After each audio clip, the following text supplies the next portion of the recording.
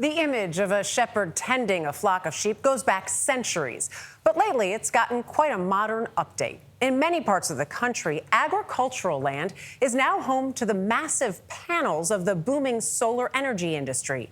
And that land remains suitable for grazing farm animals, which in turn control the growth of vegetation around the panels.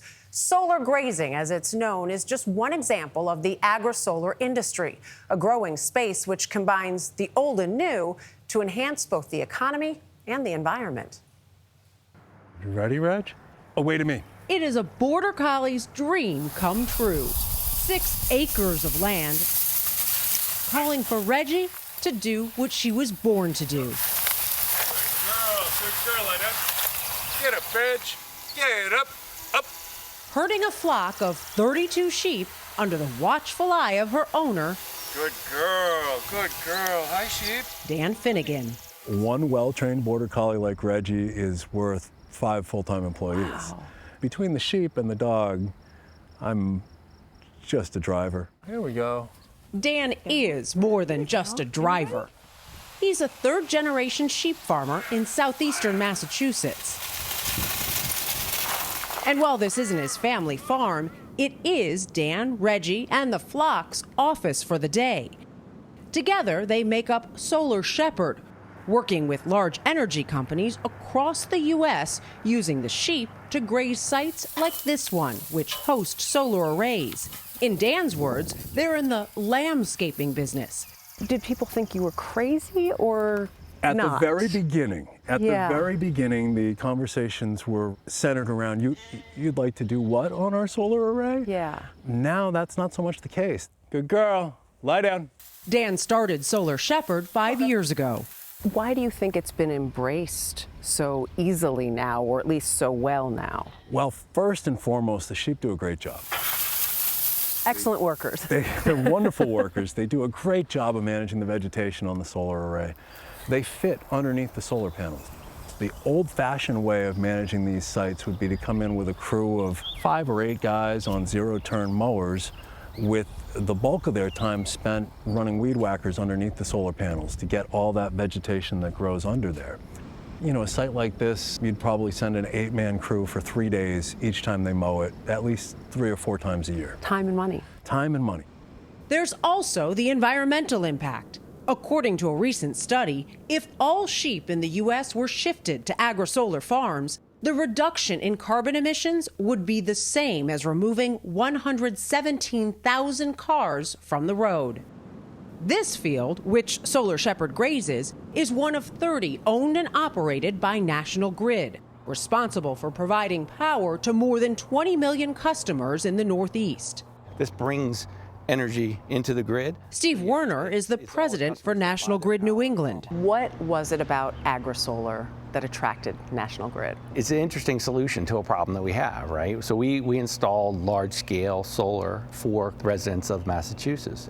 We need to maintain the vegetation, the grass that grows on those properties. We came across this idea and said, hey, this is a win-win. It's cost-effective, it's environmentally responsible, it's friendly to the neighbors, and this is just another example of how an area that was agricultural use still can be, and also be a generator.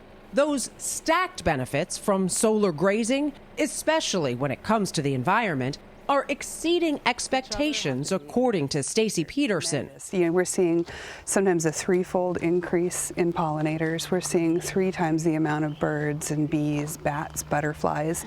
She's the energy program director at NCAT's Agri-Solar Clearinghouse, a government-funded information hub for all things agri-solar. How much has this industry grown in the last 5 to 10 years? So much. This is taking off all across the country and all across the world, really. We're there to help you figure out what's best for your area and connect you with the right people that might help you do this if you want this at your farm or if you want this in your community. Solar grazing is just one of many in the agri-solar sphere.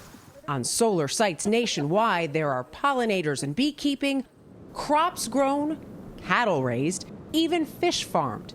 Peterson says the opportunities appear endless. So this is going to be a game changer in being able to move forward sustainably.